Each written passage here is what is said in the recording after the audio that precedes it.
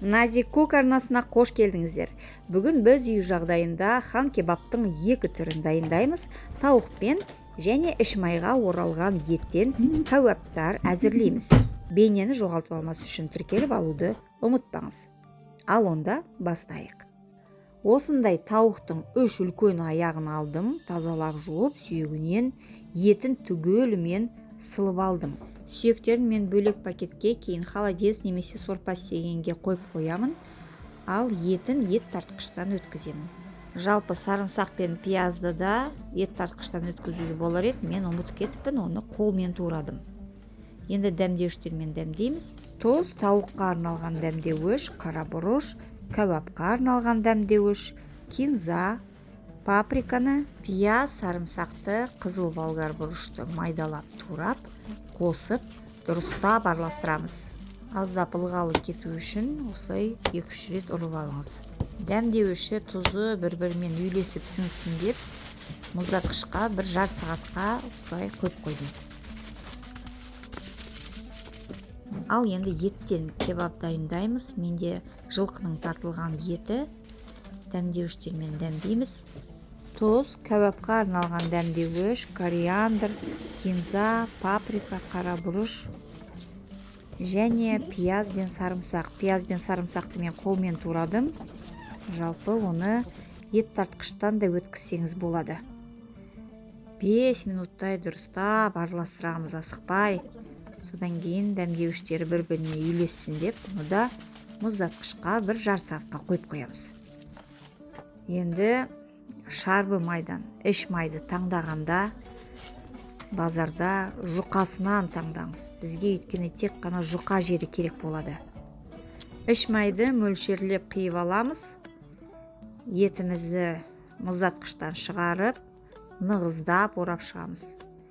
Мен етімді өте көп уақыт ұстап қойыппын. Мұздатқышта көп ұстаудың қажеті жоқ.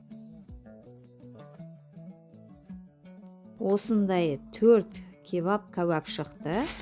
Мұздатқышқа 1,5 сағатқа жібереміз. Оған дейін тауықтың етінен кебаптар жасаймыз. Бұны да етімізді мөлшерлеп алып, таяқшаға кигізіп, орап, өстіп, мұздатқышқа 1,5 сағатқа жібереміз. Өзінің формасын ұстайды сол кезде. Пияздың дәмін келтіру үшін паприкадан, аскөктен және аздап алма сірке суынан құйып септім. Енді міне тауығымыз өзінің формасын ұстады. Соны әдемілеп қолдарыңызбен домалақтап жіберіңіз. 1,5 сағат уақыт өтті. Енді таяқшаларды, шпажкаларды өстіп тығамыз. Үстінен және астынан. Сол кезде жақсы ілініп, өткір пышақпен кесеміз. Жалпы шеттерінде кесіп тастасаңыздар болады. Егер біз өзімізге жасағаннан кейін мен шеттерінде қалдырдым. Барлық кәуаптарды пештің темір торлы сөресіне орналастырамыз. Қызып тұрған пешке 220 градусқа 20 минутқа жібердім. Кейін әрқайсысын арғы бетіне аударып, тағы 15 минуттай ұстадым. Астына тағы противень табаны пергамент төсеп қойды ұмытпаңыз. Өйткені кәуаптың сөлі астына ағады. Бу бұрқырап піскен хош иісті дәмді хан кебапты ыстық күйінде пиязды турап жіберіп, әдемі безендіріп, гарнир мен соус жасап жіберіп ұсынсаңыздар, үйдегі хандарыңыз сіздерден ханшайым жасап аялап өтетіні сөзсіз.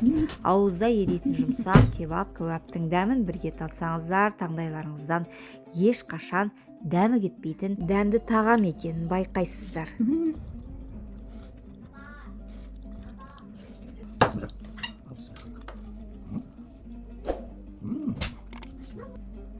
Бауырыма да, балаларыма да қатты ұнады. Егер бейне ұнаса, тіркел, сақтап ал, пікір жаз, сонда менің жаңа рецепттерімді жіберіп алмайсыздар. Астарыңыз дәмді болсын.